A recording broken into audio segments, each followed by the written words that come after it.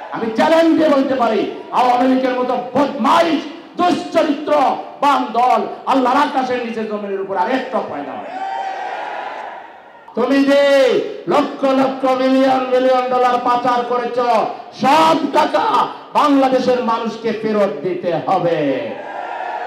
আধিপত্যবাদী শক্তির তাদের ক্রীড়ানককে ক্ষমতায় বসিয়ে তারা ভেবেছিল বাংলাদেশকে তারা কিনে নিয়েছে।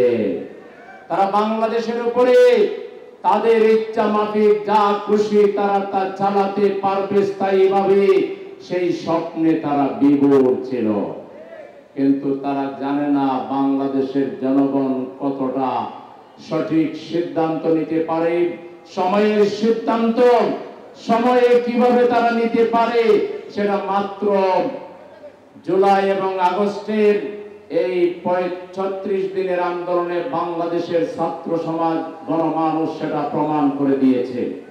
বিগত 36 জুলাইয়ের আন্দোলন এটা একটা নতুন প্যাটার্নের আন্দোলন, এটা একটা নতুন দৃষ্টিভঙ্গি আমাদের সামনে তুলে ধরেছে।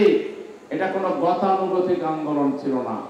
এই আন্দোলন আমাদের শিশু কিশোর তরুণ যুবক ছাত্র শ্রমিক সবাই মিলে আমরা করেছি, কিন্তু আন্দোলনের মূল উদ্যোক্তা ছিল ছাত্র সমাজ। তারা দেশের গণমানুষের ভাষা বুঝতে পেরেছিল, সমস্যা বুঝতে পেরেছিল। তারা জানত বাংলাদেশের মানুষের সবচেয়ে বড় আকাঙ্ক্ষা হচ্ছে তারা খাইতে পারুক অথবা না পারুক, তারা অন্তত স্বাধীনভাবে চলতে চায়, কথা বলতে চায়, তাদের স্বাধীনতা যাতে কেউ কেড়ে না নেয় এই ব্যাপারে তারা সোচ্চার ছিল। সেজন্য জনগণের ভাষা বুঝতে পেরে ছাত্র সমাজ তারা সেই দাবি তুলেছিল, উই ওয়ান্ট জাস্টিস। তারা জাস্টিসের কথা বলেছিল, কারণ তারা জানতো বাংলাদেশের প্রত্যেকটা নাগরিক ইনজাস্টিসের শিকার।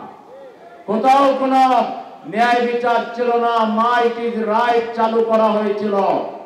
15.5 বছরের কথা বলছি না, 72 থেকে 75 এবং বিভিন্ন সময়ে এই রাষ্ট্রকে যারা শাসন করেছে তারা কেউই এই রাষ্ট্রের উন্নতির জন্য, মঙ্গলের জন্য, এই রাষ্ট্রের প্রতিটা নাগরিকের কল্যাণের জন্য যে ধরনের উদ্যোগ নেওয়া দরকার ছিল, শিশুদের অধিকার রক্ষায়, শ্রমিকদের অধিকার রক্ষায়, ছাত্রদের অধিকার রক্ষায়, যুবকদের কর্মসংস্থানের জন্য, সিনিয়র সিটিজেনদের জন্য, মহিলাদের জন্য তথা গোটা বাংলাদেশের প্রত্যেকটা নাগরিকের সম্মান মর্যাদা বৃদ্ধি করা সহ তাদেরকে যাতে করে তারা সামনের দিকে এগিয়ে যেতে পারে এই ধরনের কোন কার্যকর পরিকল্পনা শাসক গোষ্ঠী নিতে পারে নাই।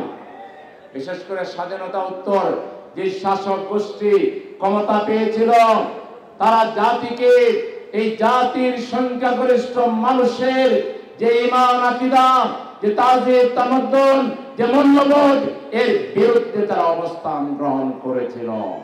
তাদের উপরে আল্লাহর লানত পড়বে না তো কার উপরে পড়বে?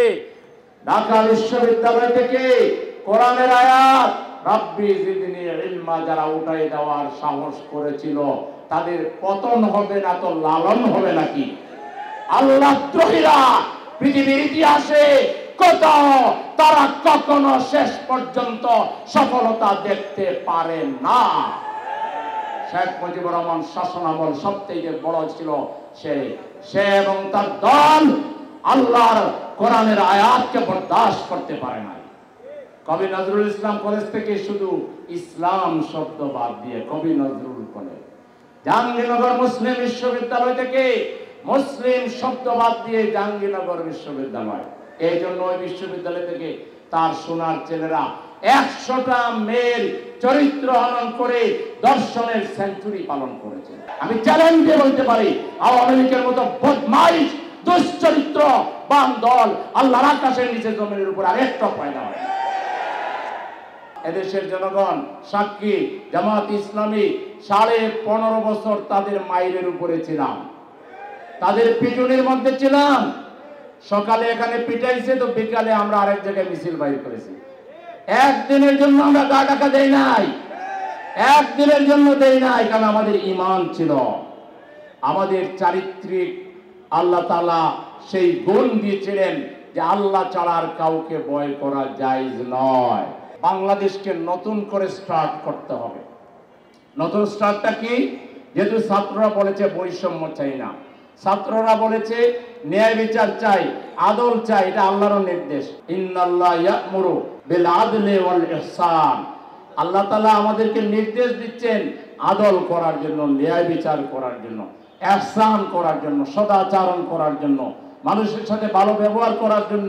এটা তো আল্লাহর নির্দেশ। সেই আল্লাহর ভাষায় আমাদের ছাত্ররা কথা বলেছে, এই জন্য এবারের আন্দোলন সফল হয়েছে।